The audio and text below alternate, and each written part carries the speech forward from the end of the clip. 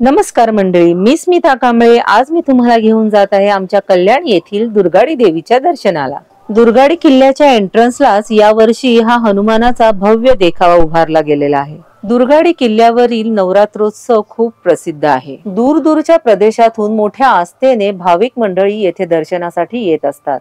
या वर्षी दुसऱ्या माळेच्या दिवशी आम्ही गडावर आलो होतो आणि त्या दिवशीचा रंग होता लाल।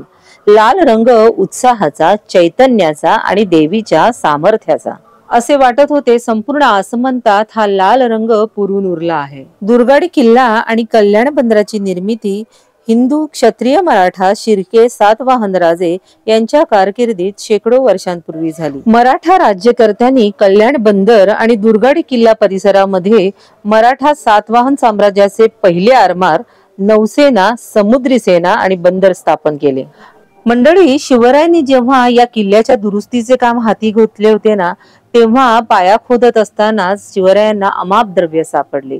किल्ल्याच्या दुरुस्तीच्याच वेळी हे अमाप द्रव्य सापडले हे म्हणजे दुर्गा देवीचीच कृपा आहे समजून शिवरायांनी या किल्ल्याला किल्ले दुर्गाडी असे नाव दिले। शिवरायांच्या श्रद्धेचे प्रतीक म्हणजेच येथे सातत्याने आणि शेकडो वर्षापासून चालू असणारा हा नवरात्रोत्सव। जगत जननी जगदंबे विषयीची शिवरायांची श्रद्धा येथे दिसून येते।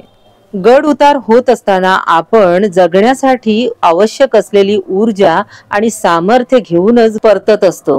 नवरात्र उत्सवाच्या दरम्यान इथे होणारी जत्रा हा एक आकर्षणाचा विषय आहे। तर मंडळी, अशा या शिवरायांच्या या अभेद्य स्मृतीस मानाचा मुजरा। जय भवानी, जय शिवराय मित्रांनो।